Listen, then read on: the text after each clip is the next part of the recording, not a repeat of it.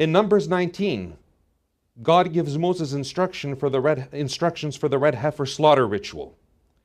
In this rite, the Israelites were instructed to take a perfect, unblemished, or spotless, you can also translate, red heifer, upon which no yoke was ever laid, and to deliver it to the priest who would remove it from the camp.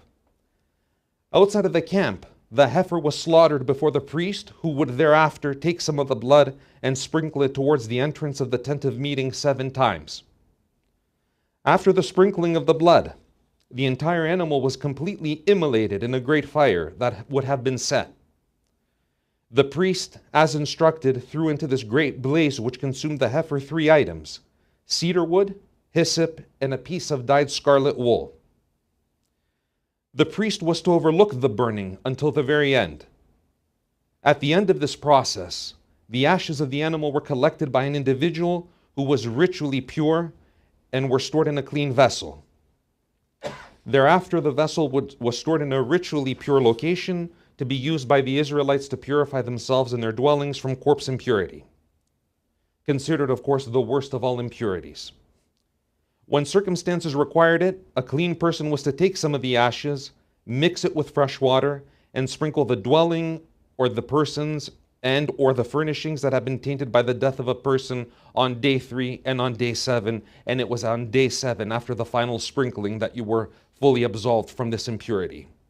And the punishment for not being purified from corpse impurity was expulsion from the camp of Israel.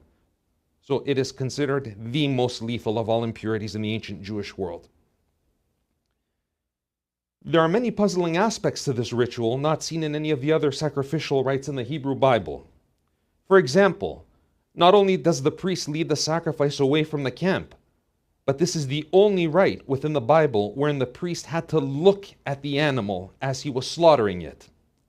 Usually sacrifices of larger animals were done by binding them, going behind them, gently lifting up their heads, and cutting the main vein of the neck to secure a quick and therefore ritually acceptable killing. And I apologize for such a description, but it's important. Furthermore, while the ashes of the red heifer were supposed to have a purging effect, and as such were to be used to expunge impurity from those who had come into contact with a corpse or grave, all involved in the sacrifice itself were rendered unclean by it for the duration of the day. The officiating priest and all other participants, the Levites and anyone else involved, were permitted to re-enter the camp of the Israelites in the evening, only after having washed their clothing and having bathed themselves, so having immersed themselves fully. It is on some of these puzzling and contradictory elements that Mar Jacob is able to skillfully weave together a typological interpretation of the narrative, portraying every feature of the ritual as being a type, tupso, or a symbol, rozo, or a shadow, a telonitho, that depicts Christ's passion, blood, and death.